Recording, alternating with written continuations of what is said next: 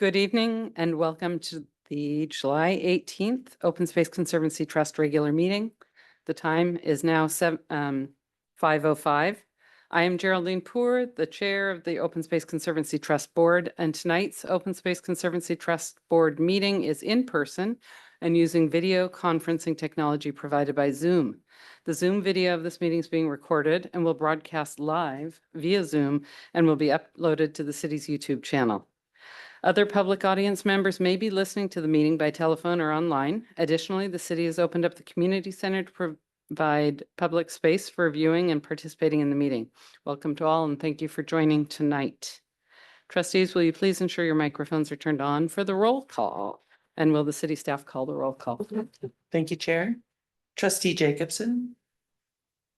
Trustee Gasper. Here. Trustee Brissette. Here. Trustee Hildebrandt. Secretary Bender. Here. Vice Chair Atay. Here. Chair Poor.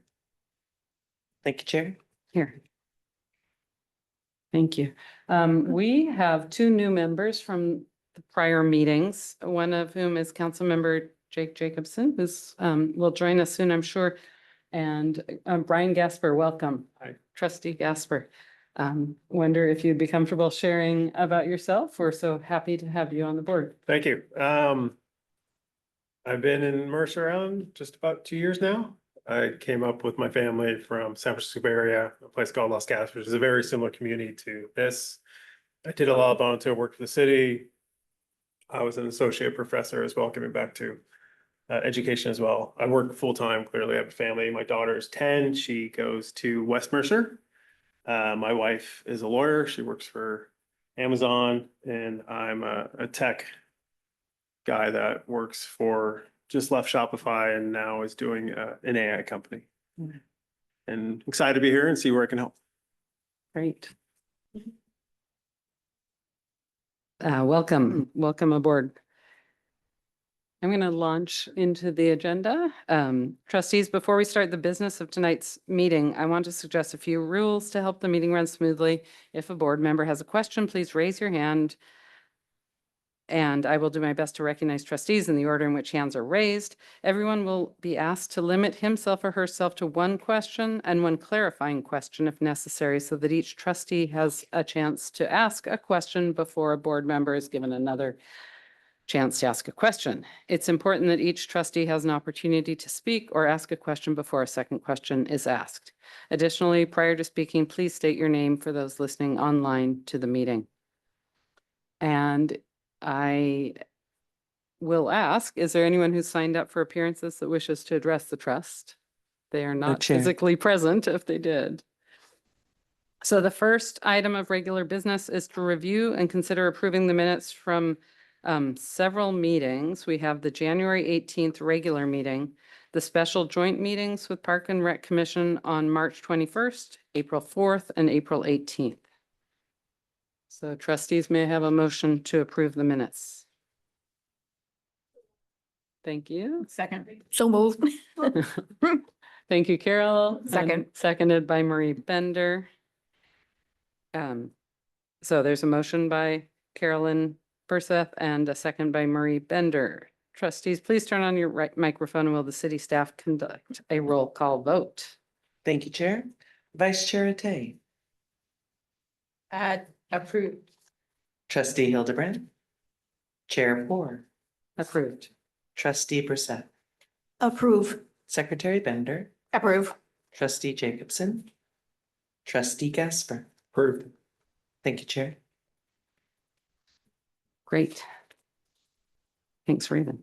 The second item on the agenda is Chair, Vice Chair, and Secretary elections. Tonight, the Open Space Conservancy will appoint a chair, a vice chair for the new year by utilizing the following process to elect officers as stated in the bylaws. We'll place a motion to elect the chair and vice chair on the agenda. Take nominations for the position of chair from the floor. Nominations do not require a second.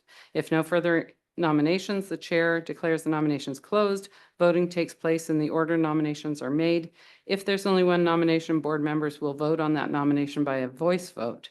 If there's more than one nomination, each will be voted on separately by a roll call vote of the members present, Once a nominee receives a simple majority vote, the nominee is declared elected to the position. And if none of the nominees receive a majority vote, nominations are requested again, and the process is repeated until a candidate receives a majority vote. The process will be repeated for the vice chair and for secretary. This is more formal than we've done it in the past, but let's keep going, and I'm sure staff will help guide us if we need help. So I'll now open the floor for nominations for the position of chair. Please raise your hand if you'd like to make a nomination. Trustee Ete. I nominate you, Chair Ford, to continue in your role as chair. Thank you. I would like to second the motion. Thank you. The nominations for chair do not require a second. Oh, okay. Okay. Done better. Let me know how you're gonna vote. I could change my mind. And so in our history, we have often, people have had 1 or 2 year terms as chair, so it's not uncommon for this, and I would be happy to accept, but are there further nominations? You want to throw anyone else in? Okay. So staff, will you call a roll call? Thank you, Chair. Vice Chair Ate, Aye. Trustee Hildebrand, Chair Poor, Aye. Trustee Brissette, Aye. Secretary Bender, Aye. Trustee Gasper, Aye. Trustee Jacobson. Thank you, Chair. Thank you. And I will now open the floor for nominations for the position of vice chair. Please raise your hand if you'd like to make a nomination.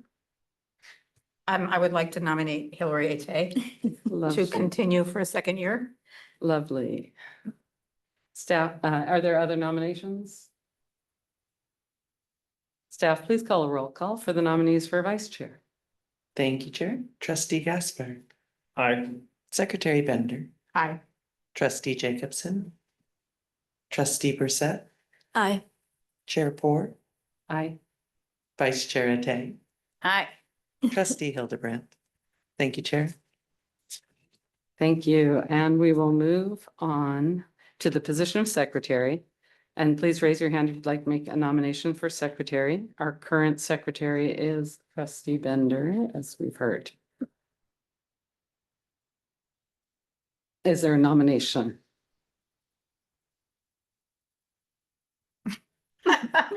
I nominate Second. Trustee Bender to remain in this position. Thank you.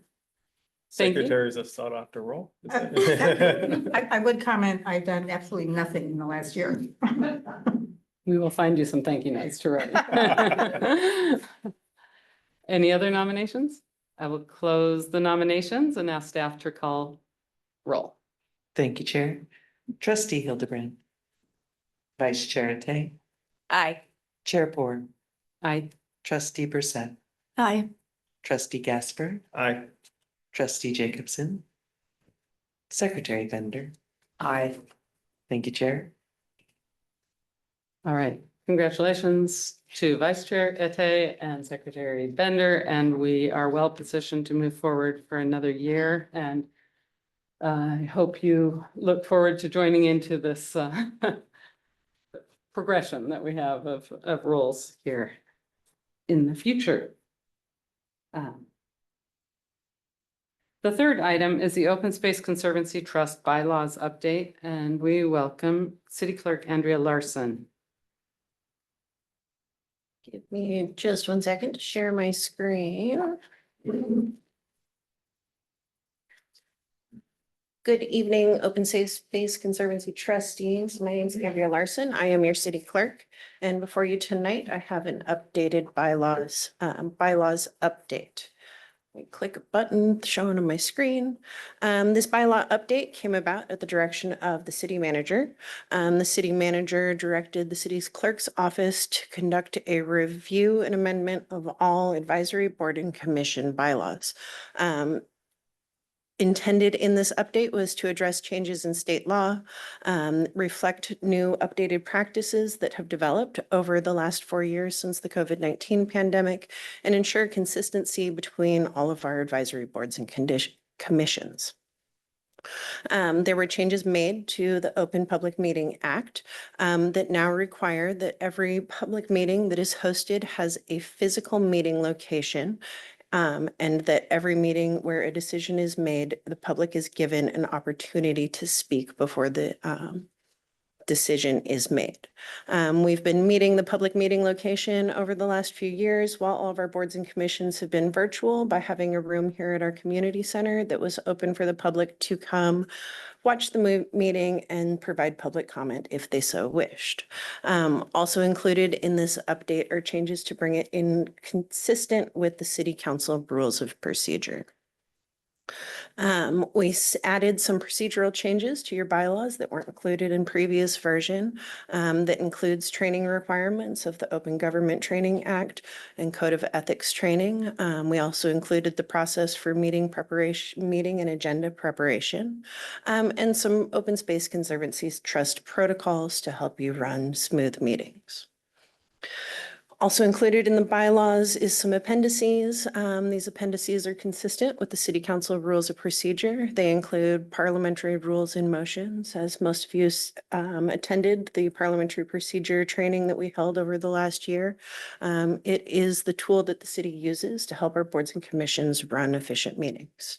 We added in an Open Space Conservancy Trust Code of Conduct to give you some kind of guidelines for your meetings, as well as guidelines for staff communication and how you should be communicating with staff, and how the city uses Nextdoor.com. Nextdoor is slightly different than the other social medias, and that's why it's called out specifically on its own. The steps to get these bylaws before you guys tonight, they were reviewed by the city attorney's office in May of 2024, and they are now being presented to you. We're open to adopting them tonight. If you guys would like to delay the adoption until your next meeting, that is also an option. And that is my presentation, and I will open it up to you guys for questions and discussion. Thank you, Chair. Thank you. So let's start with a motion in order to get it on the table. May I have a motion to adopt the revised bylaw?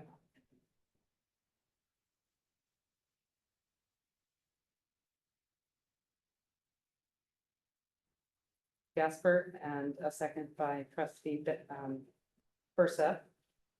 So what comments do we have?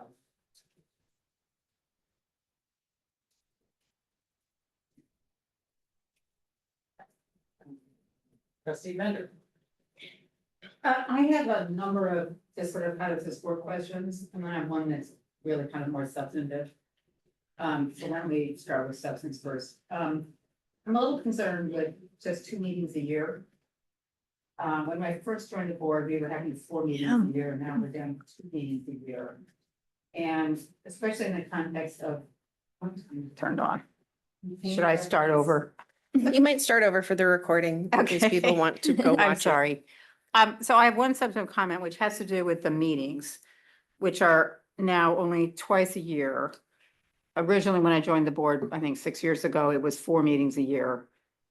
But I think in the context of now having kind of adopted the concept of an open space zone, the subject of open spaces is a bigger discussion than it maybe used to be when we were focused only on Pioneer Park.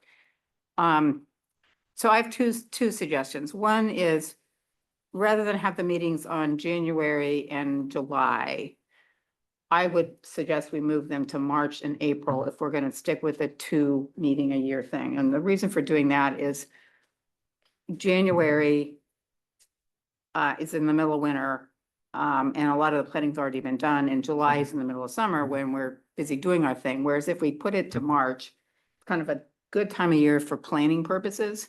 And if we put it in October, it's a good time of year for reflection backwards on, what happened this year, what might we want to change. So it also has, I guess, the benefit of not interfering with winter and summer vacations, which is just another subject. But so my first suggestion is that we move it to March and October.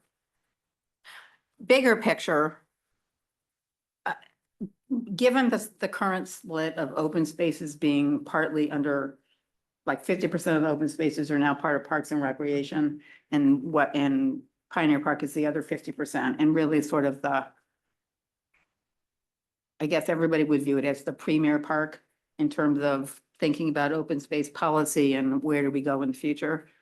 I would like to somehow work with staff and Jesse and figure out how the Parks Commission and the Open Space Trust Board could have an integrated approach to open space planning.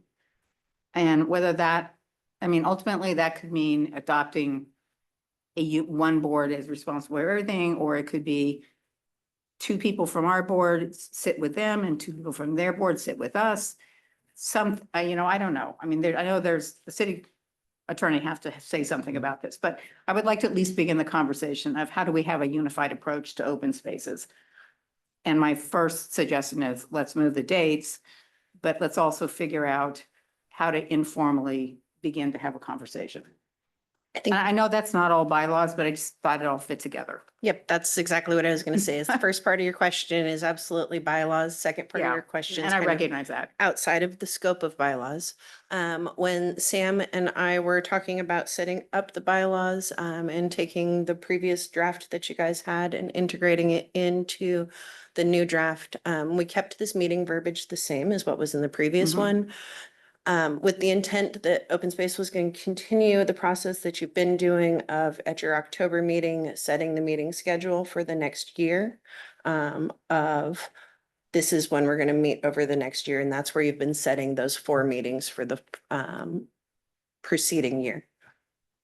But the bylaws only call for 2 meetings. Yes, but the board can choose to add meetings as they okay. would like. And how would So it we- doesn't tie you to only being stuck to those 2 meetings. The board has the ability, or the trust, excuse me, has the ability to set your meeting schedule at that October meeting if you would so choose. So is there a way to formalize that? We can make an amendment to the bylaws if you would choose. We kept it at the 2 meetings with the thought of it's easier to add meetings than to cancel. And if there was a year where either staff was overly encumbered with other work or the board trust just didn't feel that there was work, it gives you that flexibility. So. But it's entirely the will of the trust. If you would like to change it to quarterly meetings, we can change it to quarterly meetings. If you just want to change it to October and April, we can change it to October and April. Yeah, So- that's absolutely the will of the trust. That was my question as well, which is the 2 yearly meetings. Is that enough with all the work that's going on? I'm sorry, Secretary, last name, I'm sorry. Bender. Bender, thank you, It's Bender. okay. Secretary Bender, I agree with Secretary Bender on that. The formalization, that would be nice. And then when we're ready to move on to top, I had some other questions around special meetings, but more just education, but I agree with Secretary Bender. Yes, I'd like to speak to that too. Having been a part of this, having been a part of this group over the last several years, I'm just impressed that some of the meetings are very long because there's a lot of material and a lot of decision-making to cover. And I think we'd be better served by having at least 3 meetings available. And then we could have the option to add if we wanted to. I'm just concerned that a lot of our time this year happened to be taken up by the hybrid meetings because of issues that we had to integrate with the Parks and Rec group. But we had a fairly full calendar before those hybrid meetings started. So I think we would at least be better served by having 3 and then observe if there's more that needs to be, that need to be added. But I would agree that I think 2 is probably not sufficient.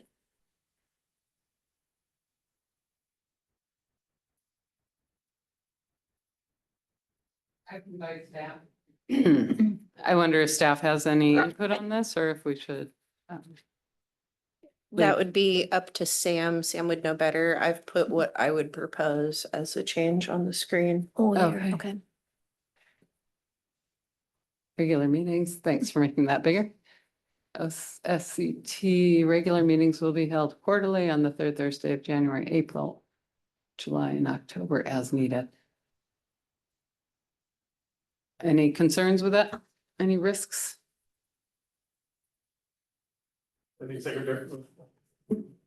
Secretary Bender said planning occurs in May, is that correct? Well, so the way our calendar works is we set the schedule for the following year in October, but then we've been looking over the work plan in January because that goes to council in like the March meeting. So it is useful to have kind of that last check on the work plan for the year in the January meeting. We have been meeting quarterly or, 4 times a year. And I think it's we've been able to fill up the meetings. So Yeah, we have. yeah, I'm open to it, but I do think it's useful to have the January meeting. And then also there are specific language as far as having I believe having the officer elections either July or earlier. So we just want to make sure we don't go against anything else that's in the bylaws. Great. Thank you. Any more discussion on this, or we can move on to trustee Gasper? I think my question was just definition of special meetings. It was just, I'm not educated on this at all, so forgive me. Just like, what's a special meeting and how does that? Special meeting is defined in the Open Public Meetings Act as any meeting that is not defined on your work plan or regularly scheduled. Special meetings have very specific requirements in the RCWs requiring noticing what's on the agenda and the noticing requirements to hold a special meeting so that the public is made aware that we're holding a meeting that's outside of the usual schedule. Oh, it's informal, an emergency or whatever. Okay, good, thank you. Sorry. about They that. typically require at least 24 hours notice. Yeah, further questions? I have one more. Yep. Oh, yeah. You mentioned Nextdoor. Now, I don't ever post on Nextdoor. I look at stuff, but there's been like. Me too.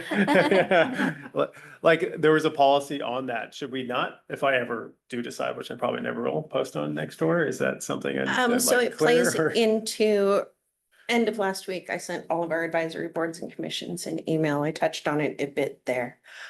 With all of our social media, if you are discussing city business, you are creating a record. The thing that's different with social media is the city doesn't have any way to access that record that you created speaking about city business. Nextdoor specifically, we do not have the ability to archive with Archive Social, which is the software program that the city uses to archive social media. If a trustee were to want to have a trustee Facebook page, for example, the trustee would have the ability to talk to me as the city clerk. And if you didn't want to have to take pictures and send to me everything that is discussed on city business on your Facebook page, we can connect that Facebook page to our Archive Social, which then would archive it all and save the records Okay. because there are retention requirements. Nextdoor doesn't allow us to do that. So if trustees are posting on Nextdoor about city business, and it's strictly about city business, you're welcome to talk on Nextdoor about anything else on the island as much as you would like, and that doesn't need to be captured as a record. But if you were talking about something that was coming before the trust as business on Nextdoor, you would need to take pictures of that post, all of the comments before and after, and send those to me so they could be archived. Okay, thank you for the explanation. I just asked. Yeah, So, yeah. I had a question about Nextdoor also. So if I know you're not reading Nextdoor. Correct. So if we see something on Nextdoor that is relevant, like somebody's complaining about dogs in the park, do we tell Sam and let Sam? Yeah, you Respond? can, a good practice would be to take a picture of it. Because Sam wouldn't be able to access the post to read it, to see what they're saying. So take a picture, send it to Sam, and then Sam would determine if that requires escalating or addressing by our communications manager. Oh, okay, so so Sam can't directly respond, so. The city's very so There's really limited. no good way. No, the city's very limited in how we can respond, especially on Okay. Nextdoor. They don't want the city interacting in the community conversation, Yeah. which is great. Yeah, right? yeah. It's meant for the neighbors. So we're really more regulated to if there's an emergency or there's an alert, or Okay. we want to tell the community something, then we can, but we're limited in responding on those posts. Okay, but so long as it's not about a trust business, Yes. if it's something going on in the utility board, we're Yep, fine you're saying, fine too, yes, as long as no, I it's don't not like something it. that would Okay, come good. before the board that you sit on. Okay. Fascinating. Anyone else? I have some comments also. Why don't you go, I have a bunch of nitty picky sort of things, but Okay. why don't you take a shot? All right. I would like to check with the city clerk. I don't remember, can you remind me of your tenure with the city? I have been with the city coming up on 15 years. That's what I thought. I Okay. started with the city in Parks and Recreation back in 2009 and was in Great. Parks and Rec for about 7 years before I moved over to the Community Planning and Development Department. Spent 5 years there, or 4 years there as their senior administrative assistant supporting the Design Commission and Planning Commission. And coming up on 3 years ago now, I was appointed your city Great. clerk. Great. Thank you. And thank you for your service. Absolutely. And, And I grew up here. oh, you did. Good. What elementary school? I am remembering the last time this board addressed the bylaws, and found in the minutes it was October 2020. Correct. And I was remembering some issues at the time, and what is in the minutes about that was a change to the number of terms that were in there, and I wondered how that change was carried forward when you wrote the new bylaws. And the second issue was an acknowledgement that only language derived from the ordinance that founded the trust should, I mean, I'm reading from the minutes here, so I'm not sure if this how this reads, but only include language derived from the ordinance and do not include reference to the municipal code. So I wondered if you had been able, when you drafted this new bylaws, took that kind of issue into consideration. Unfortunately, nobody told me about those things when the city manager directed this Okay. review last year. Unfortunately, the city's had a lot of turnover over the last few years. In 2020, Sam was probably just taking over open space, if it was even Sam yet. So there was Yeah. turnover in the city clerk's office. The direction from the city manager was, yes, the ordinances are what drive the open space and what you're responsible for. What she was looking for in the bylaws is consistency for staff and consistency for our volunteers. As you've seen, one of our trustees moved from open space over to utility board. By having the consistency in the bylaws of how you guys interact with staff, how agendas are put out, protocols for being nice in meetings. Those are the consistencies that we were looking for between the boards, so that when we do have somebody like Trustee Olson who decided, I put in a good term on the open space, but I'm still interested in being involved. It's not learning a whole new beast when he goes to a different board or commission. Yeah. So that's some of the consistency that we were looking for in here. So that because we do have volunteers who, I was on parks. We've got an arts council member who's served on both the planning commission and the design commission. So it gives our volunteers, you guys, we want you to be involved, but we want to make it as easy as possible for you.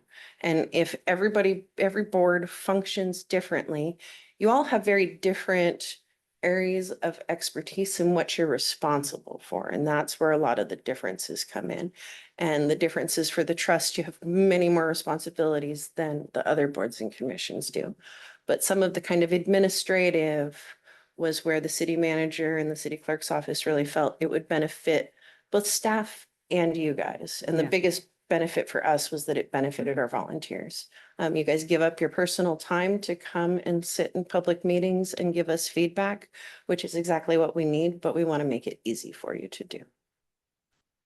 Thank you. Appreciate that. I think in light of the history of this issue, I would be more comfortable having time to go back and research kind of what was, how the bylaws from 2020 compared to the new draft at a Because deeper these, level than these I've had so far? bylaws have been presented and adopted by Arts Council, Parks and Recreation Commission, Planning Commission, and Utility Board. You're the Good. fifth board to be presented good. with these same bylaws. Okay, but, and the work that I would like to do is in terms of the defining ordinance. So I would not contest the kinds of issues you're talking about consistency. So that's where I am, and I will see what the rest of the board wants to do tonight. So thanks for that discussion. Okay, Trustee Bender. Yeah, I understand the consistency, and I think that's important. The only place I would be concerned about is if there's anything in the bylaws that are now contradictory or inconsistent with what's in the ordinance. And That's why the bylaws were given a full legal review for exactly right, that. but there's nothing, we didn't get anything to reassure us on that issue.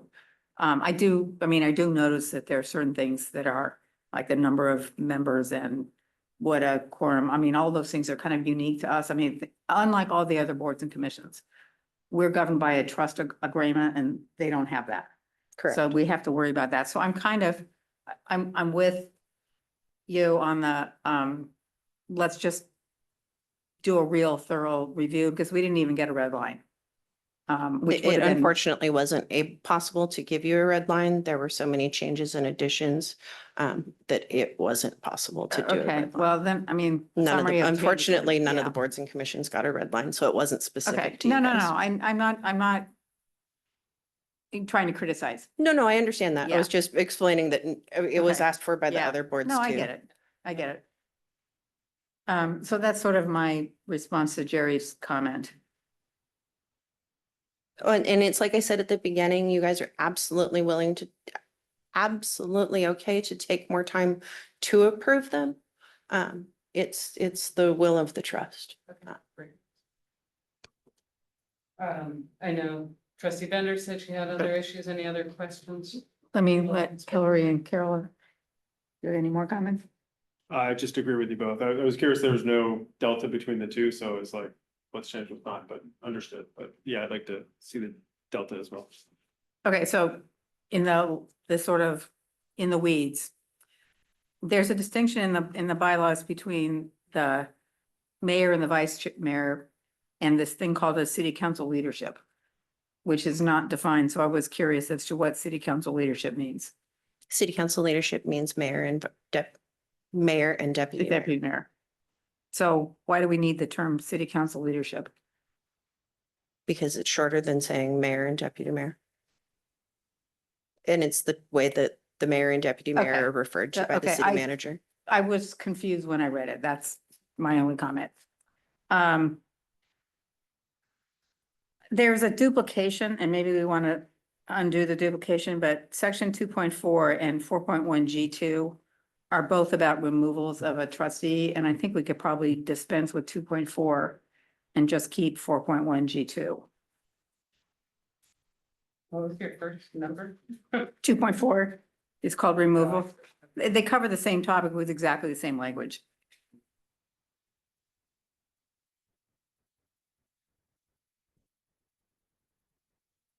We'll note that the one in 2.4 is specifically regarding removal and the one in 4.1 G2 is specific to chronic absences. Yeah. I recognize the titles are different, but the language, I don't really care. I'm just pointing it out.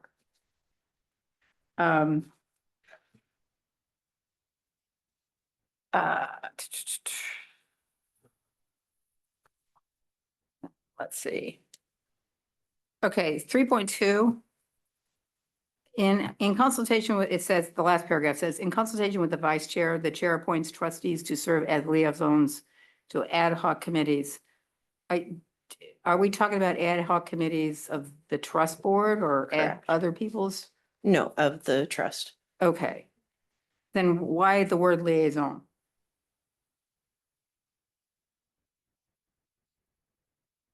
As opposed to members of? This could go either way.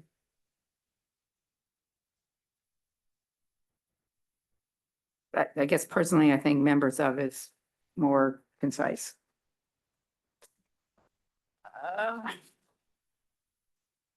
So leadership, council leadership. That's a request for change, right? That's just, yeah, I mean, I think it just makes it clear what we're talking about. Okay, then the other question I have about, and this I'm sure is how it is in all the rest of them, but if I'm not gonna come to a meeting, I'm supposed to notify the chair and the SAM, the staff liaison. It seems cumbersome to be notifying the chair when I know full well that the liaison is gonna handle all the details. It's just in there as a courtesy to the chair. Okay. Some of the chairs of the boards do really like to know who's Okay. going to be there or not be Okay, there. all right, Um, that's and fine. while the staff liaison will share that, it was included just kind of as a Okay. courtesy. And to the I person mean, who runs the diplomacy meeting. matters, I agree. Oh. And then this is a process and we just kind of are going through it now. The way I read these, I'm not sure what the process for amending a motion is. It didn't read to me like I can amend a motion. No, you can absolutely amend a motion. If a motion is on the table, then somebody can make a motion to amend that motion. You Okay, can only have one amendment on the floor at a time. So okay, if you wanted to amend a motion and trustee Gaspar also wanted to amend the motion, we'd have to vote on your amendment before another amendment could be made. Otherwise, it gets too confusing, especially for your clerk. okay, So the no, Raven yeah. needs to be able to track what you guys are doing, but absolutely can make an amendment to a motion. So if we're gonna change the to 4 and we're gonna change the language about liaison versus members, that's 2 amendments. So we have to vote on the first amendment. The trust And- could choose to do a very formal process for the amendments, or the trust could choose to do a more informal process Okay. where you're getting consensus on the motions and on the amendments, and then just voting once at the end. It would be the will of the trust and how you wish to approach Well, the you know, we're process. very informal here. The Okay, biggest thing is that if you're going to make amendments, it's not just amendments that just one of the trustees wants. It's that Yeah. there's consensus Yeah, of from course. everybody. okay. Okay, then there are 2 periods missing. All of the bylaws will be scrubbed for commas, Okay. periods, Okay, all then I that won't, stuff. I won't go over before. that. Okay, great, thanks. So that's what I have. All right. I appreciate the thorough discussion, your engagement and Absolutely. strong knowledge. Are there other questions before we table the motion for this meeting and bring it back next? Yes. One question. I might have missed it, but under protocols, like being nice and those sorts of things, I assume that would be obvious, but if somebody's not nice, I didn't see and maybe I miss it, what's the repercussions? The repercussions would be that any of the trustees could call a point of order. By calling a point of order, the chair would then be able to rule on that behavior of whether or not it was allowable or not allowable. So if perchance I said, it's a bunch of silly nincompoops and you guys called a point of order on me. Chair Poor could then say calling people silly nincompoops is not allowed and is out of order. And then we would note in the minutes that going forward, calling people silly nincompoops would not be allowed in meetings. Okay. And if they do it again? I Um, just don't know. I just, there's no performance reviews or, you know what I mean? It's like, what happens? Like, what happens? Moderating your behavior.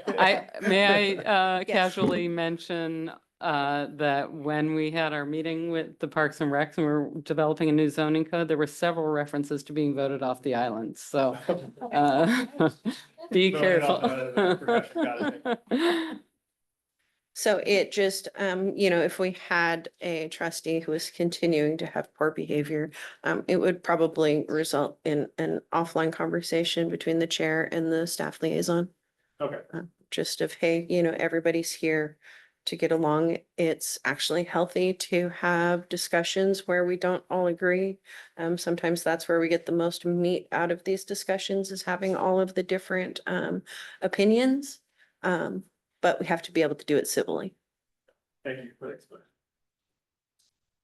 So I think having developed a consensus that we would like to table this, I'm going to ask you for Robert's Rules of Orders help on tabling. Do we need to? I would ask if both of the people who made and seconded the motion earlier are okay with withdrawing that motion that was made earlier. If that's the case, Raven would then strike it from the minutes, and then I would ask for a motion to table this to return at your October 16th or 23rd. 17? 17th, Yeah, yes. good. Wednesday, not Thursday. Thank you. And that would be the process to bring it back then. Great. Can I ask a question? Yeah. On the delta between the previous bylaw and this one, who's gonna do that work or the action for that? I know I'm going to do it by reading because I understand from the clerk that it's not available. Our bylaws as were adopted March 2018 and November 2020 are on our website, our webpage on the city's website.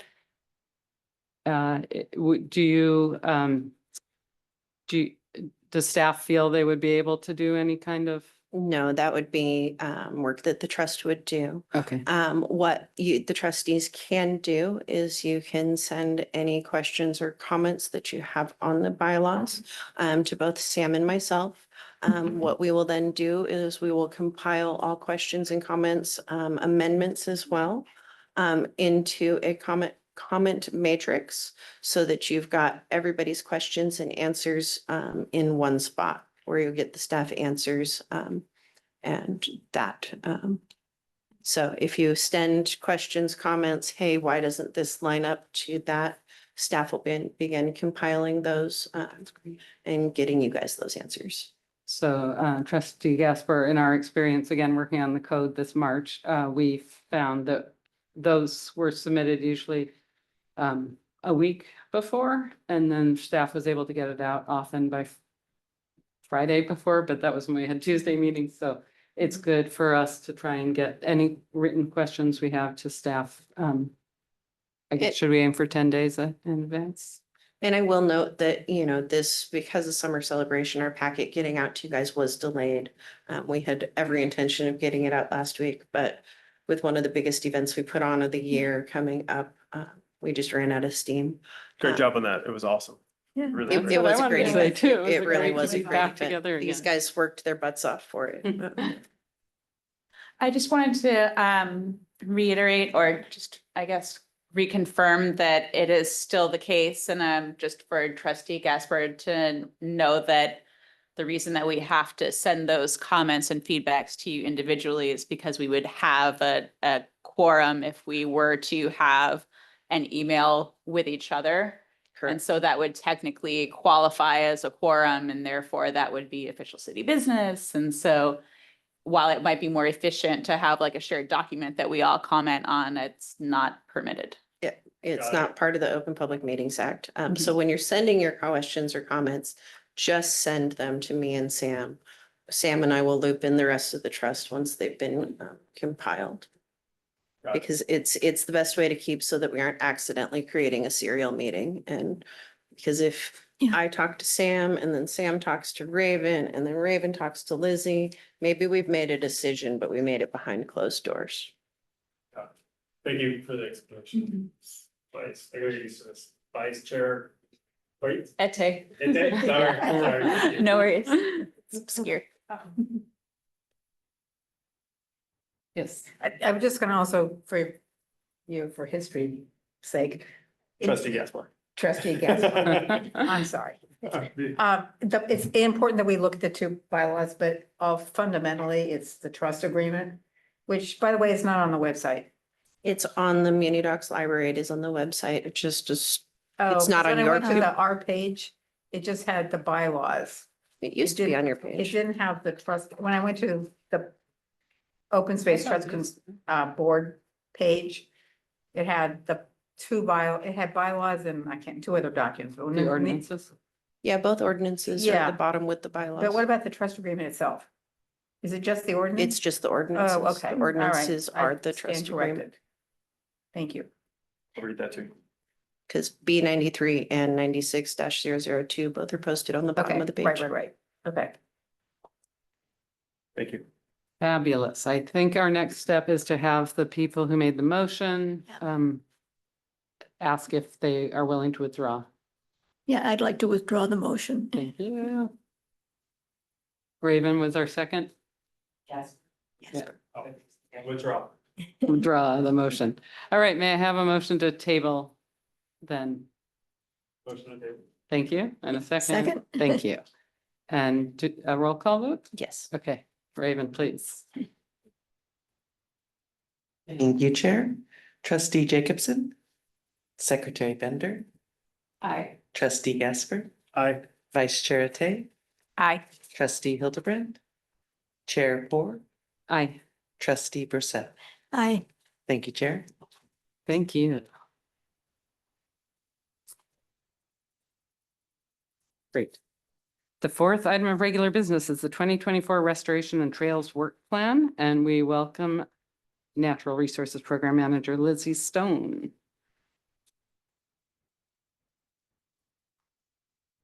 And this will take a vote of approval once we have had a chance to talk about it.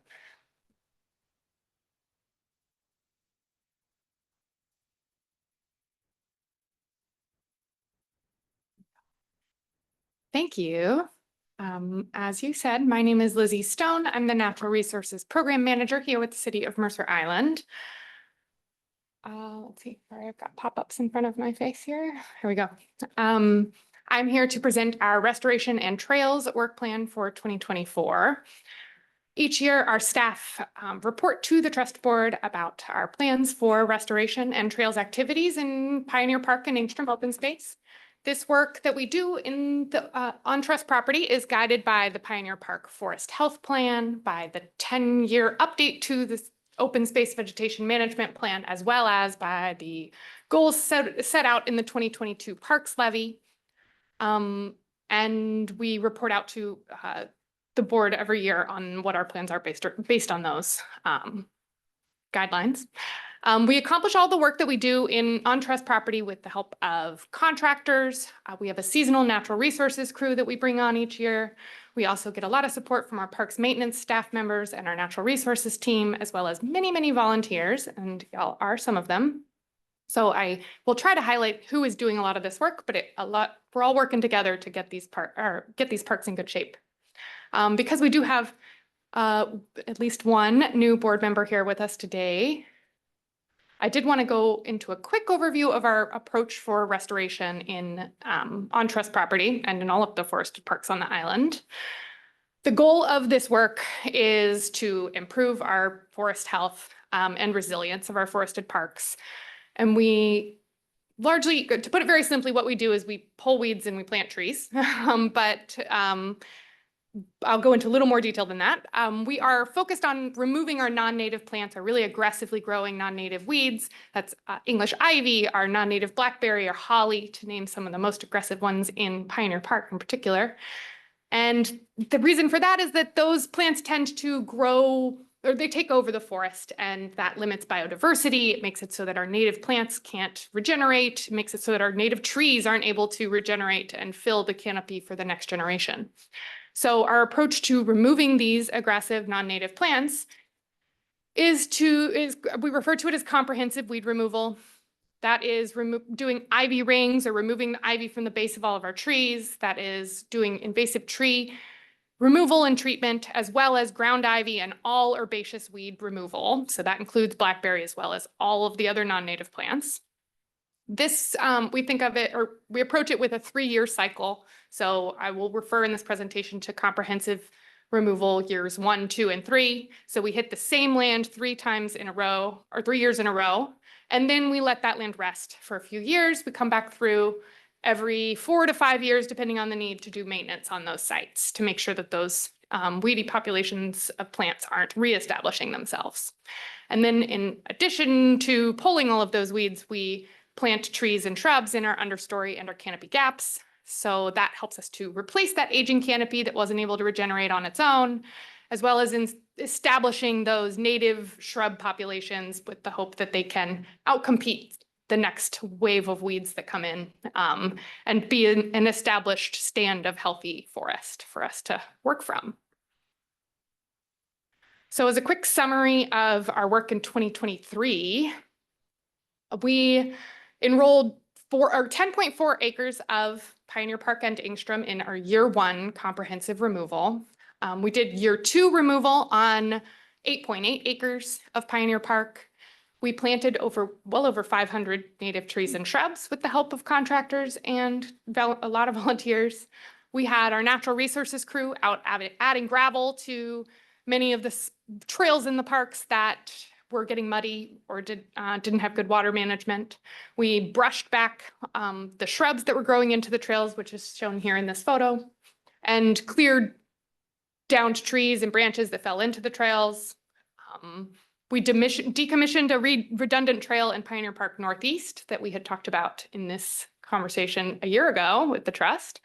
And all of this work was again accomplished with the help of hired contractors, with our natural resources crew, with some crews from the Washington Conservation Corps, as well as a huge number of volunteers. We brought out 343 volunteers to Pioneer Park in 2023, which was well over 700 hours across 22 different events. So we're pretty proud of those numbers.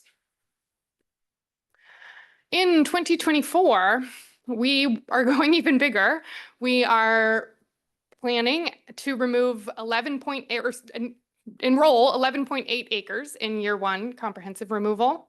We will be doing year 2 removal on those same 10.4 acres from last year, and then year 3 removal on the 8.8 from the year before that. We also are doing invasive removal maintenance on a different 8.8 acres. It's just a coincidence that those are exactly the same number. So those are on areas that have received that 3 years of comprehensive removal in years past. We will be having contractors do planting maintenance and watering on a lot of our previous year's plantings. And we will also be getting some help from our natural resources crew on that watering and maintenance. We will be mulching and planting some of the grass strips along Island Crest Way, which is something that I will talk about a bit more at the end of this presentation. We also have our crew out there already doing a lot of graveling and brushing and clearing branches as they fall down onto our trails. They also get out and they clear all of the culverts multiple times a year. They're clearing our water bars, making sure water is moving smoothly down the trails so it doesn't build up and create those muddy spots in the first place. And then we will also be repairing a retaining wall along the ravine trail. So a bit more detail here. In Pioneer Park Northwest, we have contractors that are doing maintenance on a zone that has received work many years ago. That's the purple zone here. We have our natural resources crew out there doing surveys of all of our regulated noxious weeds. There's a long list of them. The one that we have had recurring in the park is yellow archangel, and they have already done surveys and a first round of treatment on that north edge of Pioneer Park Northwest. That work is something that we're really trying to get a handle on that weed this year. We're going out and treating it and monitoring it twice, which we've only done in the past once each year. I've reached out to all of those neighbors and shared information about that weed and implored them to try to manage it if they do see it on their own property so that we don't have it coming onto trust property from neighboring private property. So yeah, we've already done a lot of work on that and we will be doing more. We also have plants that were put in this northeast corner of the northwest quadrant.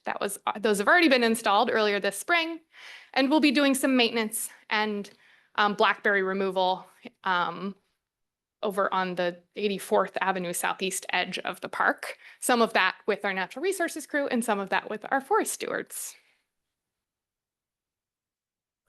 In Pioneer Park Northeast, we are doing a lot of things. So we have all of the phases of years 1, 2, and 3, as well as that maintenance phase of restoration. And hopefully I made that clear what each color means on this map. It was a bit of a puzzle for me to try to figure out how to make this an easy to look at visual. A lot of that work is contracted with some really great folks that we have out there working really hard in the parks already this year. Our natural resources crew, again, will be monitoring for noxious weeds. They will be working on that grassy buffer, covering some of that grass with mulch and planting some trees later this fall, or shrubs and trees later this fall. They're doing some maintenance on some plants that were already put in, as well as a small amount of graveling that we've identified and more that will likely come up once the rainy season comes back, and we will see where that's needed in Pioneer Northeast. Also, we have volunteers working in this green zone on the map at the southern edge of the park. And they've done pretty impressive amount of ivy removal already this year in that section. And Pioneer Southeast, again, a bit of a complicated map, but I'm trying to represent a lot of information on here. So again, we have our contractors that are doing years 1, 2, and 3 removal in the northern half of this quadrant. We have volunteers that have already completed removal or year 1 removal in a couple of, or in the site that has the green stripes on it. That's what I tried to represent. We've already completed the year 1 removal, but it was done by volunteers. So trying to show that with those stripes. We also did some year 3 maintenance on that little striped blue and green zone over there on the west side. We had a crew plant 75 trees in that orange blob there, in order to address a canopy gap that we had down there. And then we also have already done some surveying and management of yellow archangel on that southern edge with the same approach of wanting to hit it really hard and really get a handle on it this year so that we don't have to continue to come back and manage it each year. And then last but not least, we have our work in Engstrom open space. This red zone here is at year 2 weed removal, which has already been completed. And we have our natural resources crew. There are a lot of culverts in Engstrom, so we have been doing a lot of clearing and managing that water infrastructure. Doing noxious weed monitoring along the stream that passes through Engstrom open space, as well as the brushing, and will be blowing leaves and clearing any logs that fall on the trail. And then this, I just wanted to summarize all of these maps with this pretty quilt that we're making of different work that's happening throughout all of the quadrants. We are enrolling new land each year, and I think that the quilt is just gonna get more impressive. I'm pretty proud of how much land we have touched already in the last few years. And this less pretty map shows our trails work plans. We went through the spring rainy season, taking notes and monitoring our graveling needs. We have already done replacing a lot of gravel earlier when it was the rainy season, and we have some more projects that we intend to finish throughout. I have in that very hard to see pink in Pioneer Park Northeast, that retaining wall that needs to be repaired along the ravine trail. And then there will be brushing and leaf blowing that happens on all of the trails. So I didn't really mark that. But I did want to acknowledge it because it's a pretty heavy lift for our crew. And then the last thing I wanted to mention was what I've already touched on a couple of times in these slides. I have a goal of converting a lot of these grassy perimeters that are along Island Crest Way to not grass that needs to be mowed each year. So the goal with this is to benefit our pollinators, to decrease the long-term maintenance needs of these areas in the park, because the grass does have to be mowed. And in the summer, the parks maintenance team historically has gotten out there every week throughout a lot of the growing season and mowed it. And it's a pretty heavy lift for them. So, and then as well, to extend that forest buffer, minimize the edge effects of having so many edges on our forest, and hopefully increase habitat and make it beautiful. It's a lot of grass, so we will be working in phases. This isn't something we'll take on all at once. One of the phases will be to sheet mulch over the grass, so put down cardboard and cover it with a lot of mulch to try to smother the grass out so that it's not continuing to grow so much. We hope to establish some wildflowers and some native grasses and plants that are more herbaceous that can grow and then don't need to be mowed, that hopefully will provide an aesthetic benefit as well as pollinator habitat.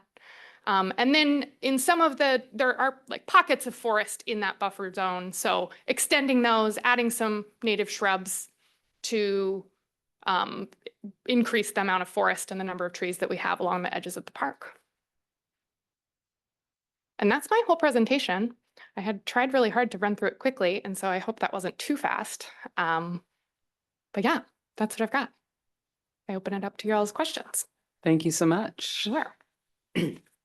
So I hope we all took notes as we listened. I know many of us did that. It's looking a weird screen, isn't that it? is. So yeah, who would like to start with questions? Any questions? Trustee. Vice Chair Ate speaking.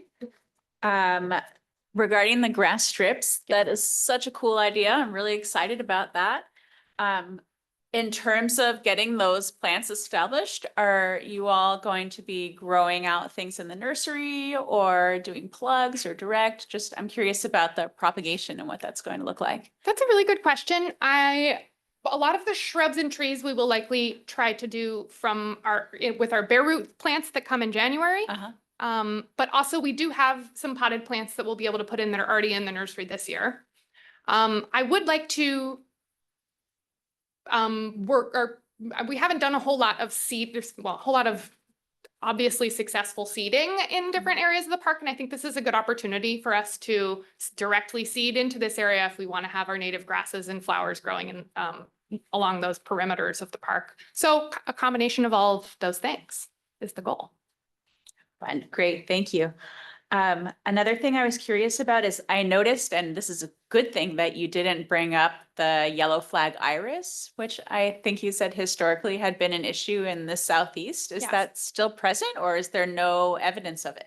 There is an iris there that, so there was one plant last year that we had been monitoring. There are now actually a few plants, but I paid attention to it this year and caught it when it was actually flowering, and can confirm that it is not our yellow flag iris. It is a Douglas iris. So that is a plant that we will not be treating anymore. And I will continue to try to be sure that I can catch those flowers. It was always sort of an uncertain ID, and I was a little not confident about it. So I'm glad to have actually seen the different flower from the yellow flag.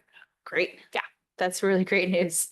And then the last thing I was curious about is if we could, I don't know if there's a meeting scheduled where we're going to get an update on the diseases present in the forest. I know specifically in the southeast, we have significant issues with root rot and all that with the Doug firs. So I'm curious where that falls into the work plan. That's a really good question. We don't have a plan to present on that. It's something, we haven't done a recent thorough survey of the park, so it might be a bit of research needed in order to put it together a thorough presentation, but it's something I'm really interested in as well. So I would love to put that on the calendar. Great, thank you. Sure. Thank you. Who would like to go next? Thanks, please. First off, the volunteer organization and work is awesome. I've done 2 of them. It's been fantastic both times. I especially love the trail mix with the M&Ms. That's Great. Good. Very good move. The park is also great. I run through it now once a week. That's awesome. I have a more naive question. It's me getting up to speed, so I apologize for that. When you look at Pioneer Park and Engstrom, is that the totality of the open trust? Okay. Because there's a lot of little weird, I love it, little trails and stuff like that. Is that falling, or is that just part of parks? Do you mean trails in Pioneer Park? No, or- I'll give you examples. I ran out of Pioneer Park and I found this little trail connecting to Mercer Way. And it goes through this trail, and there's a little footbridge, and then it comes out on it's just, those little trails are awesome. Is that part of this as well, or is it part of parks? Just for my own clarification. I don't have in my mind which trail you're talking about, but if it is not within the boundaries of Pioneer Park and Engstrom, it is not Got it. considered Could you trust property. pull up one of the slides Oh, maybe, and we yes. can clarify if he's talking about down there at East It's Mercer down Way? the street. It's not it's Oh. across the road kind of thing. Depends on which road. I don't Let know. me I'm find a really, map here. I'm good at navigating on a map and not Uh-huh. knowing the roads. I Yeah. apologize. Sure. Yeah. Let I me mean, it share sounds this. like the northeast, there's a Yeah, bridge in the northeast. There yeah, is. a footpath trail, but Footbridge, yeah. It It's- sounds like the northeast. It's not yeah. anywhere in there. It's down the street a little ways on the left. Huh. That's On the the best way to left. describe it. Oh, okay. So if it's down the street a little ways on the left, I'd venture to say that's not on trust property. Okay. And there's a beautiful footbridge, and I encourage you to try to find it. I found it. Angstrom. Okay. Oh, on Angstrom. No, I didn't find that. I'll find that. Okay. But the other ones were awesome. Are you Um, running by the horse place? It's on the other side. It's on the other side. It like runs like parallel the Mercer Way. Like my wife's like, why are you running a Mercer Way? Like, so long. Yeah. So I found a little alternate route that connected through it. And so, but it was an awesome little trail. Just Well, there's curious. lots of trails. Yeah. Yeah. If you get on the city website. Yeah, they're there's- everywhere. They're Yeah, everywhere, yeah. right? Yeah, they're Mhm. awesome.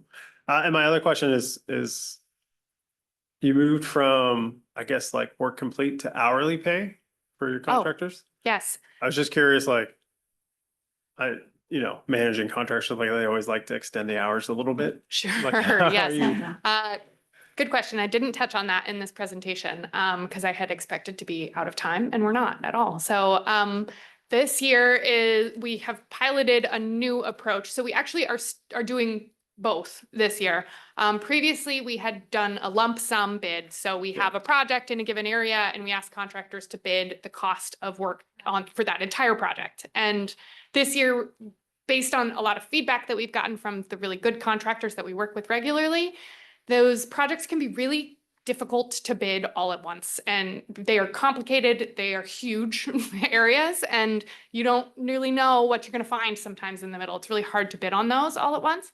So we are trialing an hourly rate bidding process instead. So a lot of the work actually that has happened in Pioneer Park this year so far has been on that hourly rate contract. And one of the challenges, and probably one of the reasons that it hadn't been done in the past, was that there's a question of making sure that our contractors are being honest about their hours. Right. So I have my natural resources crew and myself regularly stepping in to make sure that they are there when they say they're going to be. And I ask the contractors to always tell me when they're going to be on the island and working in different given sites so that we can check in on them. Yeah. And so far, we've actually, in most of the sites that we have contracted, we set a max estimated number of hours for the project. And that is like a do not exceed limit for that project. Got it.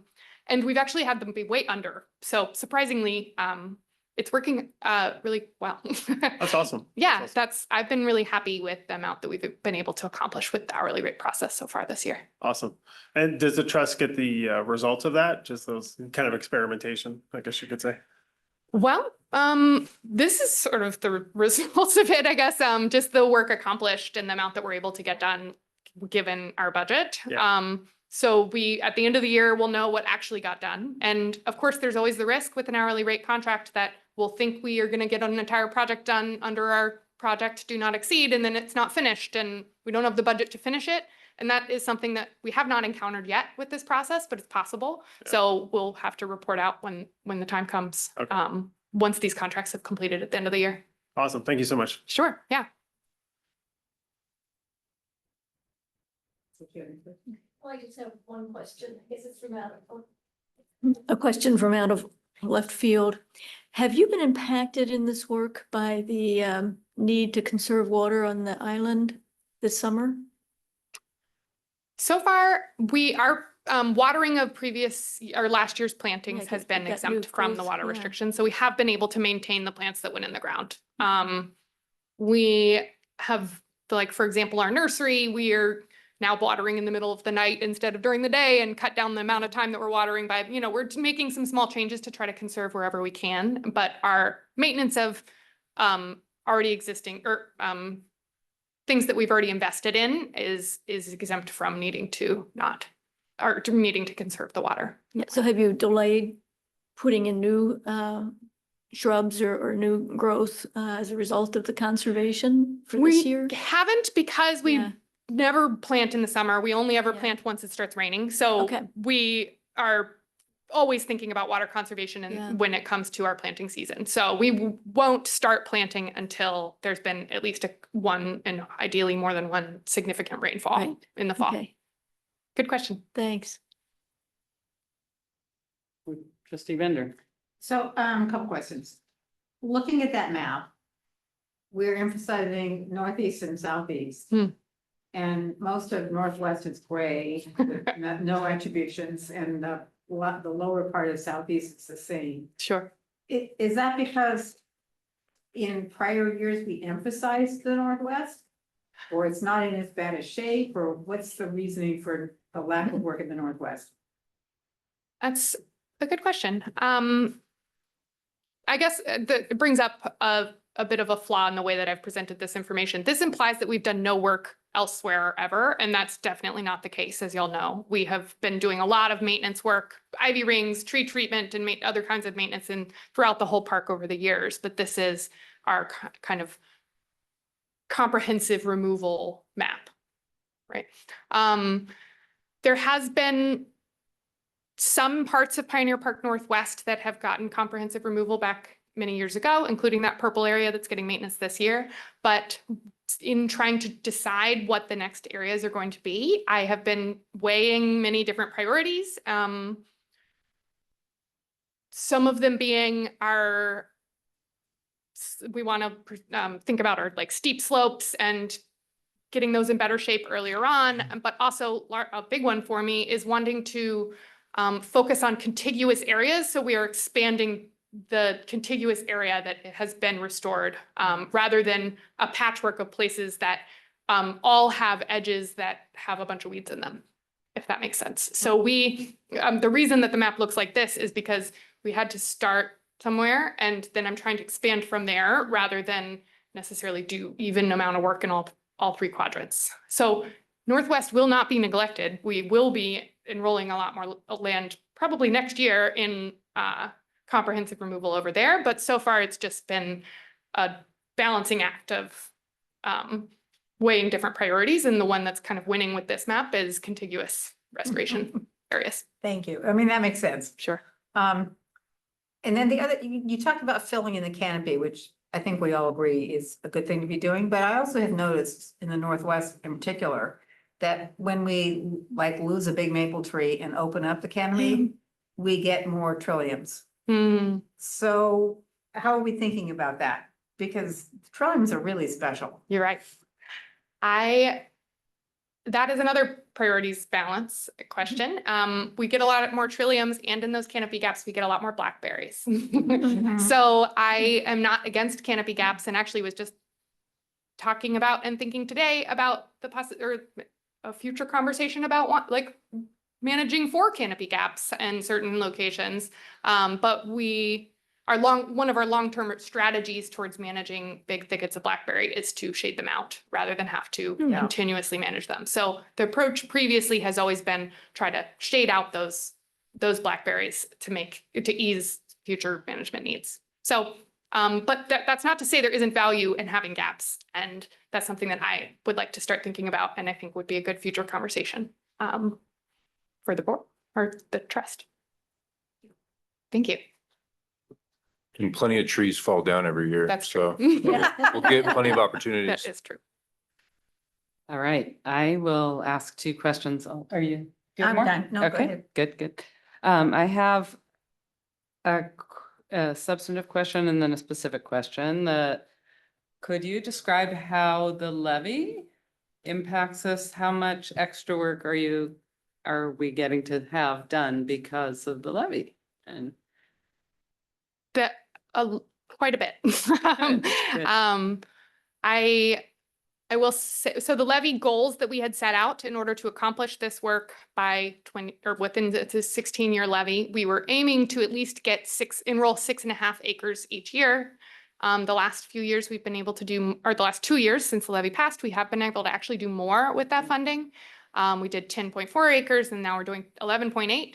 So we are really making good use of that funding. It's been huge. Good. And the one I will note that the year before the levy, we were able to enroll 8.8 acres in year 1 restoration, but without the levy funding, we wouldn't have been able to do years 2 and 3 while continuing to enroll more. So it's been huge. It's Good. been really big impact on our ability to do this work. Good, Yeah. good.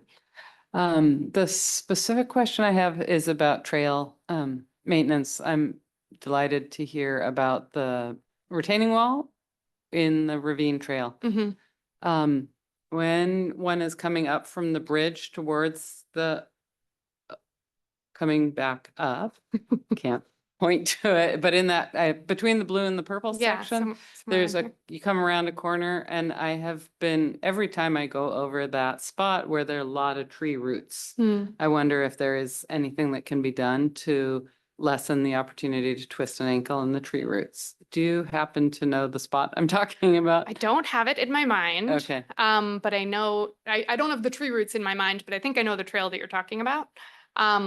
There are a few different things, at the very bare minimum, we can and have before, just painted those white so they're more visible for ankle twisting reasons. But also it's possible that we could do some more substantial infrastructure changes to that trail to make it safer. And that's something I'm happy to look into. Okay, great. I'll share some photos. Thank you. I later. appreciate that. Thanks. So I do have then one other topic item coming out of this. I believe this is a good time, but we had some discussion at a prior meeting about the opportunities to potentially have educational opportunities in the park. And Trustee Bender mentioned before the meeting to me that she had some questions about those opportunities. And then from Sam, I understand that there could be an opportunity for a number of board people who are interested to work with staff on building out what those kinds of educational QR code type libraries might look like. So could we talk about that? Do you have any thoughts on that, or should I turn to Sam and ask that question? That, I guess I don't have a whole lot of updates about it. It is something, I'm not sure if that's totally the same topic as this work plan update or if we need to distinguish between those things, but I know that we had talked in a previous meeting about those QR codes and having it reference the website through that story QR Yeah, thing. yeah. And I think that is something that we would really like to move forward with. And it has been tabled just because of the nature of the Springs meetings. Yeah. But it's something I hope we will continue to do, I guess. Would it help if we had a subcommittee that worked on that? I with think you? it would. Yeah, we do have staff who can support in some ways, but it is has potential to be a big staff lift. So having a subcommittee would be really helpful. Okay. Yeah, I think for the bylaws, I think it would just be called a committee, Okay. but we could designate, or you could designate some folks to serve on that, and then maybe a couple times between now and the next meeting, we can meet together and all sort of split it up and do some work on it and continue some of the conversations that I presented on late last year, I think. Yeah, right. It's been a little bit. of Yeah. time. Well, I know, yeah. do you have Well, some I thoughts? just had one thought on that is, I think it'd be really helpful to have a conversation with whoever developed the QR codes for the Arts Council and just understand how they put it together, who they worked with. Because I mean, to me, there's an awful lot we could do. But we could also start with the basics, like, you know, how did Pioneer Park get to be Pioneer Park and why does the forest look the way it does? And basic plant identification would be like a really easy lift. And then we could start adding chapters about, you know, ancient history and things like that. I think that's a great place to start, to talk to the folks within the city who know that QR Yeah. backend system. I'm clearly not one of them. But and I don't know, I mean, maybe there's still somebody on the Arts Commission who was part of that process. Sure. Do I sense that you would be interested in being on a committee that would work on this? I Are know there- Hillary is better proponent. I would like to work with you on a committee, Marie. It would be lovely to work with you, Hillary. We would be so lucky. And yeah, great. I'd be willing to. Thank you. I think that we begin to approach issues of quorum, right? Right. Ooh. Yeah. Ooh. Ooh, check out. Yeah, I think That's a yes. I think the recommendation was to try to keep it around 3. Yeah. I think we could rotate someone in who knew tech stuff, right? Sure, Later yeah. in the I mean, A process. consultant, yeah, a The, consultant, yeah. advisor, that's great. a lot of the infrastructure is already set up. I've talked to the the person that does the art QR codes throughout the rest of the city. And I think developing the content is the work. Great. So I offer staff three Yes. committee members. And shall we leave it that you would contact them as you have time to set up a meeting like with Jordan or whatever? Sure. That sounds Okay. great. Yeah, we will take the next step of reaching out to those three volunteers. Thank you so much. I'm not quite sure, but I wonder if a motion is necessary. Where's Andrea when we need her? Yeah. Well, the bylaws just state the chair can appoint Okay. folks to a committee. So I will. maybe it's as simple as that. Okay, perfect. So our appointments Okay. are trustees Bersa, Bender, and Ade. Here accepted. Thank you. So, yeah, I'm sorry, I have one sort of related question, which is, so we have a parks levy. And a big part of it was delegated specifically to Pioneer Park. Yeah. Is there a budget that covers the levy period? That sort of says, you know, X amount of dollars per year to do ABC? How is the city deciding how to spend that money, when and where? I'm a little fuzzy on this because we covered it back when it happened. Yeah. And it is carried out in our CIP budget, our capital budget, which is on it has a 2-year renewal, and then it's has sort of a longer, like a 6-year outlook. I believe I can't speak to it too specifically, but we can dig up some of those materials. I believe it was a 15-year levy. But it does have, specific allocations for the different categories that it's in. So Pioneer Park gets a bucket, and so on and so forth for the other, playgrounds and other open space and whatnot. Is there a place where I can go back and remind myself what the budgeting looks like? You're right, because I remember talking about it. Yeah, I'd have to just go back and dig in some of the meetings. So I can follow up on email. Okay, I don't want to ask you to do a lot of work, though. No, it wouldn't be Okay. too much. It would Okay. just be kind of looking at our past agendas Okay. Okay. and going through all that. it's interesting. I've been working with the City of Seattle on a transportation levy, and they have a huge dashboard build out. And not suggesting that, but it's perhaps the communications manager wants to put out something that, Yeah. I bet other people are wondering that Yeah. too. So you might mention to him. Yeah, like a 2-year check-in or Yeah, seeing where yeah, it's at. yeah, Yeah, I'm pretty sure we did put out those kind of materials right when it first went out. Yeah. Visuals and whatnot. Right. But yeah, we can maybe talk about getting a refresh on that. Great. So I did not ask for a motion before we started this. And now I think, unless there are other questions, we're at a point where we could have a motion to approve the 2024 Restoration and Trails Work Plan. Motion to approve. Thank you. Seconded. Do you have a count for that, Raven, or do I get to say?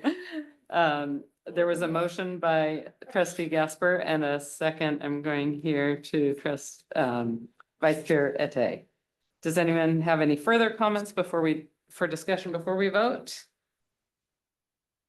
Trustees, please turn on your microphone, and will city staff please conduct a roll vote? Thank you, Chair. Trustee Brissette, Aye. Chair Poor, Aye.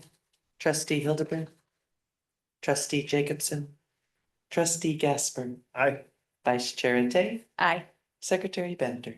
Aye. Thank you, Chair. Thank you. The motion passes. In other business, we welcome Sam Harb to present on department and city updates. All right, good evening, everyone. Sam Harb, Parks Operations Manager for the record. Welcome.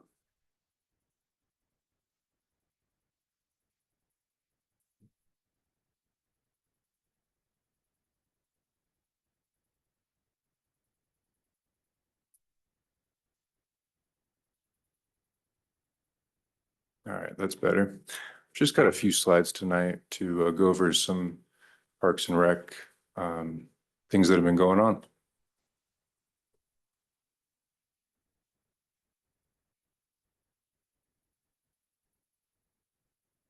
All right, well, we had summer celebration this last weekend. Hope you all got to join. It was a great event, starting with the parade in the town center there over at Mercer Park, the road closure and all the activities for all ages going on, the different vendors and booths, tons of sponsors helping out with that.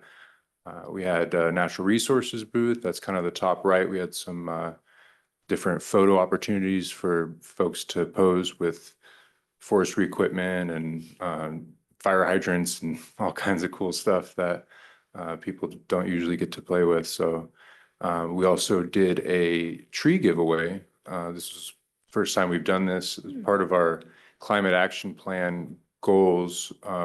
One piece of that is to encourage tree canopy increases on private property. So we got some funding together and started a new program where we had an opportunity for people to walk around and fill out a passport by visiting various city booths at the event. And then they would receive there were certain eligibility requirements, but they could receive vouchers to go to participating nurseries and plant on their property and help the overall forest canopy. So I thought that was pretty cool.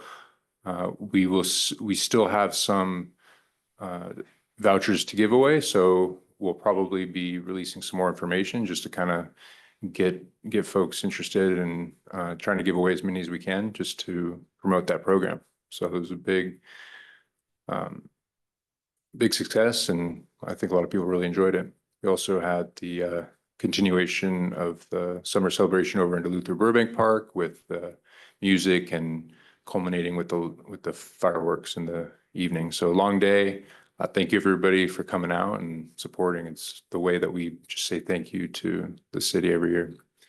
Water conservation, this was kind of mentioned before. This has been an odd year in the parks.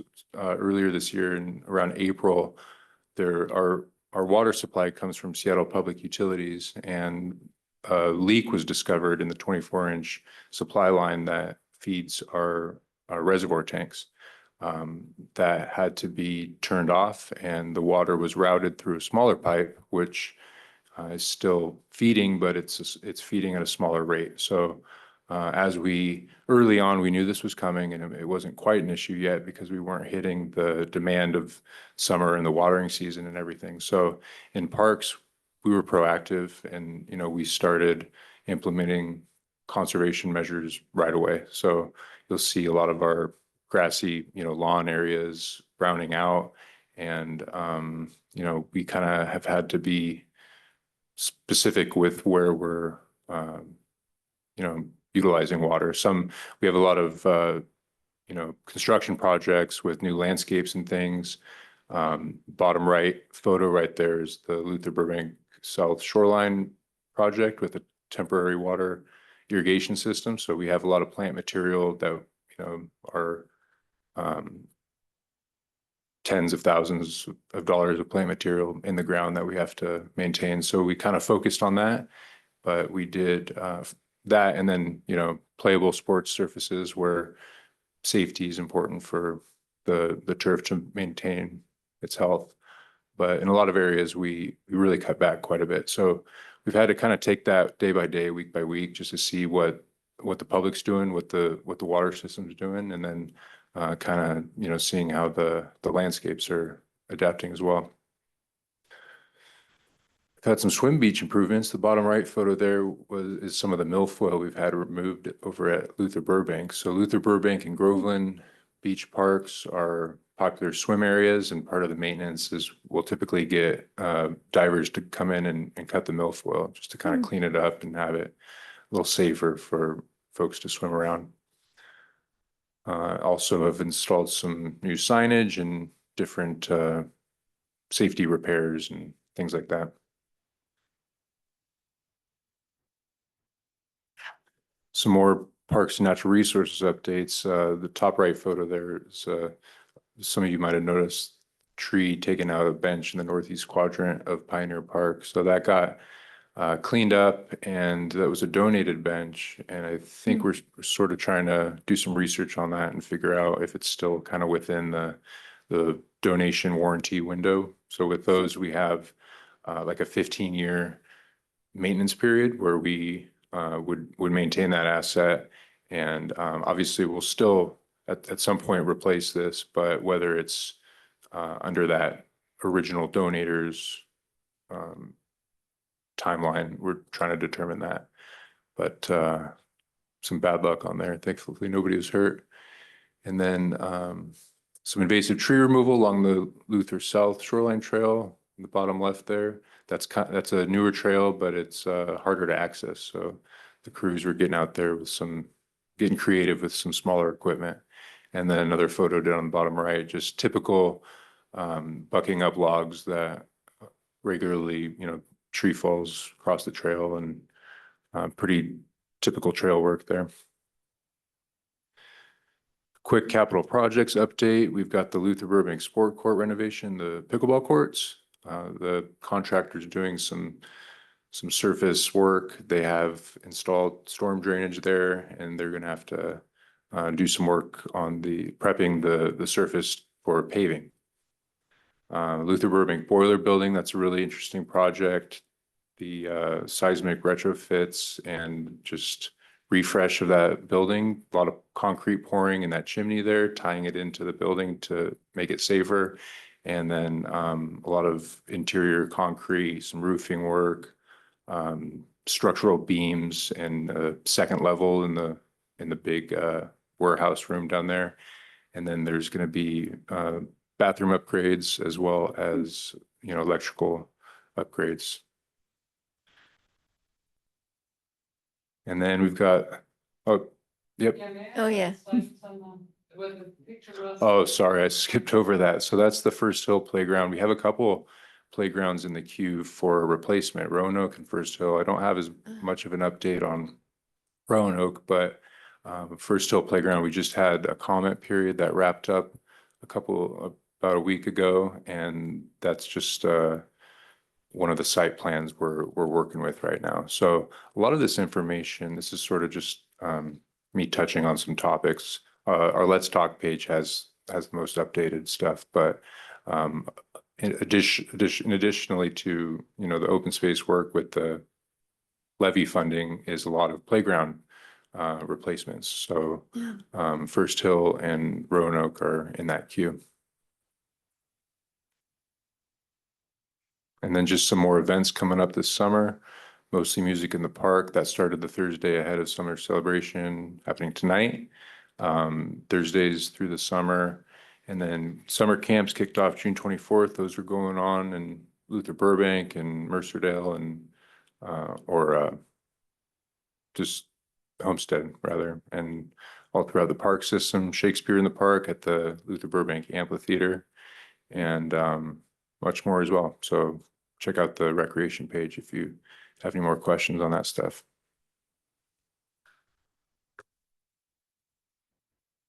All right, any questions on any of that?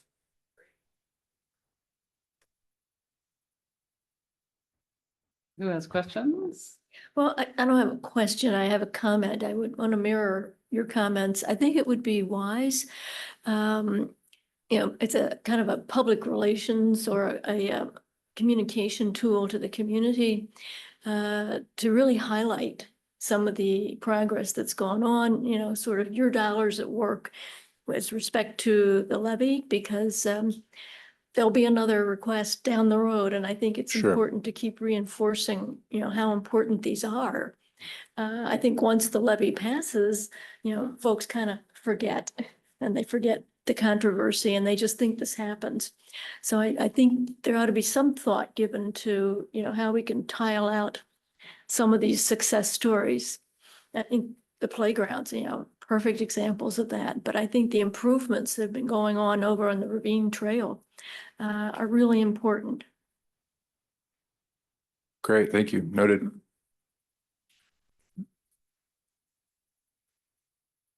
Any other comments? I will ask also about a different bullet. You did have a bullet on there about the Angstrom title update. Yeah, thank you for catching that. I just buzzed by that. So I do have some updates from our land use attorney and we're getting pretty close. So essentially, staff just has to do some due diligence on the legal description of the property, just to make sure that it's listed correctly and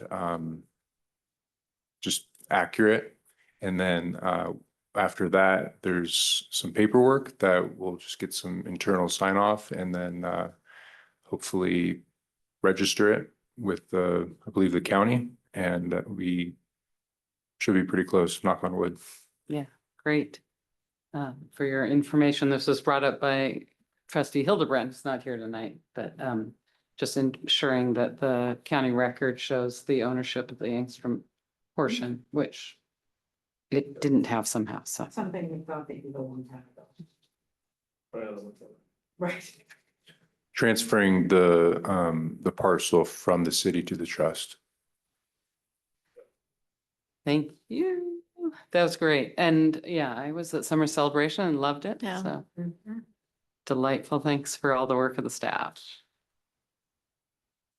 And I think we're ready to move on if there aren't further questions. So again, we get to tell you what's going on. We have now this point where we talk about quadrant reports. And each of us in July picks what quadrant we want to report out on in the coming year at our meetings.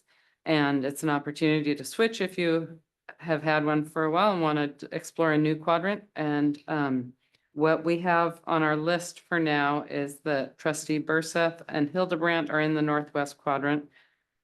Secretary Bender and Vice Chair Ette are in the northeast. And I and Craig Olson were in the southeast. So let's just go down the table and see if there is a quadrant that you like, or if you're open to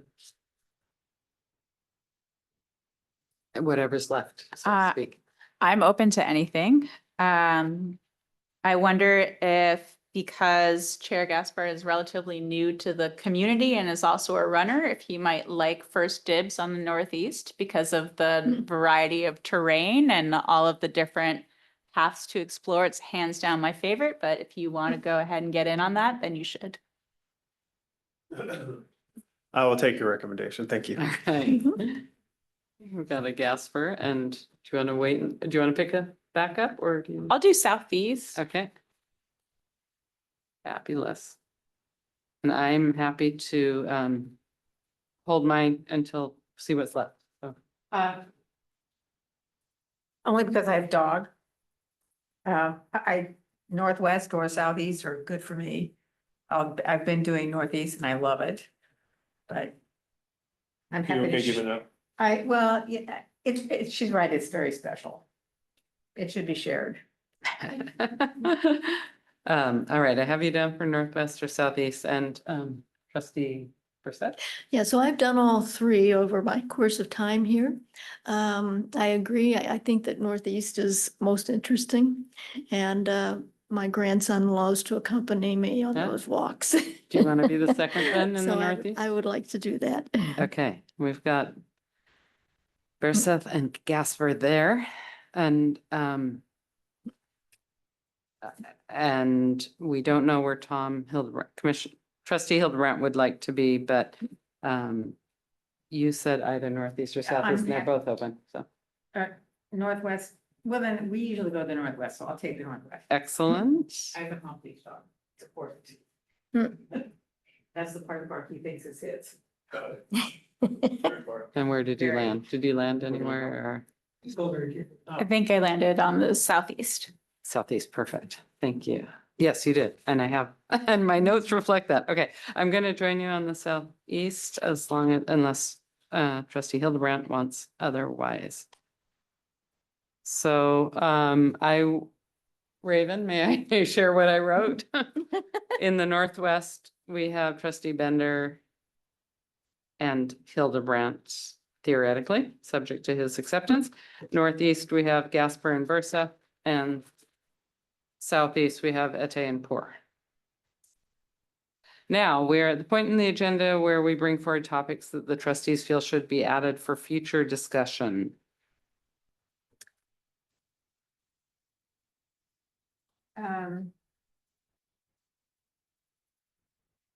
Do we already have things on the agenda for October? I'm sure we I did know have we them keep on our making work plan. plans ahead of Yeah. time, and it might be helpful to know what we've got Yeah, already committed. We're gonna have to talk about the bylaws again, so Yep, that'll, okay, that's that'll be a true. good bit. And then, I don't have the work plan in front of me, but Okay, I think we'll probably talk about the schedule for 2025. And then if there's any off-leash dog updates, scout recognition, that sort of thing. that's right. And then I think probably also push the herbicide application report. So that'll be, that'll have a lot, yeah. Okay. Thanks. It's nice to know the baseline. Yeah. Yeah.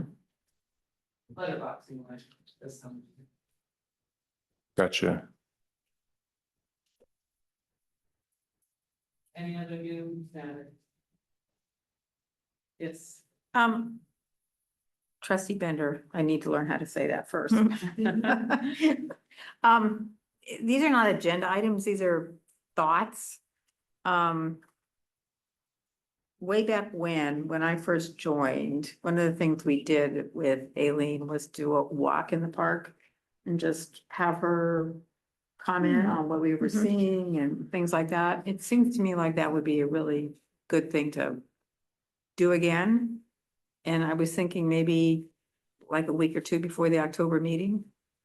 So that and the only ground rule is no business. We can all talk, we can all be there, we just can't talk about business. Or that would be constitute a special meeting under the That, bylaws. yes, Yeah. right, exactly. So no business, just there to be in awe of our surroundings. But Lizzie, if you would like to do that, I would love to do, and you and Jordan, I think I would love to do it again. That sounds really nice. The other thing is there a way, so Jordan is doing a fabulous job. And she's organizing, what I would call educational opportunities, like she did one on assisted migration, which none of us got to go to because it happened to be the first joint meeting we have with the Parks and Yeah. Recs Commission. Mm-hmm. But she does have a tape recording of the speaker. Hmm. And could we ask city staff to help Jordan give it to everybody on the trust board? Because I think it's a topic we all should be interested in. I mean, unless there's somebody who doesn't want to have it show up in their email box. Yeah. But you're just asking for the link to be sent? Yeah, if Yeah. you could somehow, I think everybody on the trust board would find it an interesting topic. I'm happy to send that out. I believe that it's not actually the presentation that was given to staff. not. Or to You're forest right. stewards, but it is, It's the same speaker. is the same speaker talking about the same topic. So yes, Exactly. I'm happy to share that. I think it's on YouTube, so that seems really easy. Oh, I'd love to okay, do I didn't know Yeah. that. And the other thing is, to the extent Jordan or anybody else in the natural resources group is putting together educational opportunities, I would love for the whole trust board to get an invitation. I got it because I'm a forest steward. But the rest of the trust board wasn't really aware of it, and I think it'd be great if whatever those forest steward events are, if the trust board was made aware of it, it'd be helpful. Say again? Well, so the forest steward specific events are not on the city calendar. They are put together for the volunteers who've been through a forest steward orientation. One of the reasons we haven't sent it out to the whole trust board is because of not quite knowing how that The works meeting with the issue. quorum and Yeah. having folks attend. Mhm. And I confess that I don't quite understand that very well. So I don't know, like, if that would constitute talking about business and what Yeah. that means. And so Yeah. that's not an insurmountable. That's something we can figure out. we would just have to put out a notice. So I think that sounds doable. Yeah, I mean, obviously, none of us will come with the intention of doing business. Yeah. But yeah, if there's a way to do it, I think it'd be a good idea. I like that suggestion. Yeah.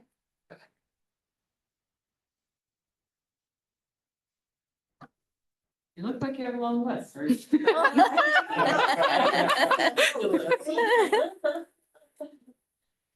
Fabulous.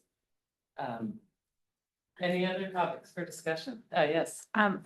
I just have one topic. I think it was maybe 2 years ago or something, Elaine was presenting to us on the city's initial research on forest management. Fire management. And I'm wondering if we can get any kind of update on just where we fall as a municipality in terms of more regional kind of approaches to fire management in forested kind of edge habitat. Sure, yeah, so if you're thinking of the presentation or the conversation I'm thinking of, there is a Pioneer Park Forest or Fire Management Plan that was revised in maybe 2022. And that is actually, I think the board approved that plan, so I'm happy to share that out and also, or would you like more, or just a refresher on that, or what? I think just a refresher because not only in Pioneer Park, but just as I talk to people out in the community, I feel like it's a rising concern, especially with this really intense drought period that we're going into. So maybe we could have some talking points or something like that, just to, be able to get a refresher, but also to help redirect people to you all, or just get a reminder on what the plans are, not only with our city, but just more regionally, like what the kind of approach is on multiple scales for all of our communities on the east side where we're living right up on the forest. Sure. Thank you.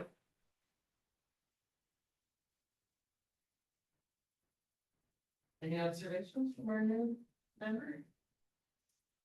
Just soak it in. Good, excellent. All right, I think we could do to closing the meeting. The next open space meeting is scheduled for October 17th at 5 p.m.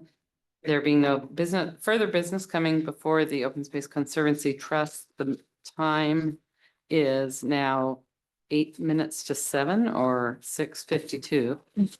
And the meeting is adjourned. However, as a reminder to trustees, please stay seated while we terminate the Zoom broadcast. Good evening and thank you for joining us.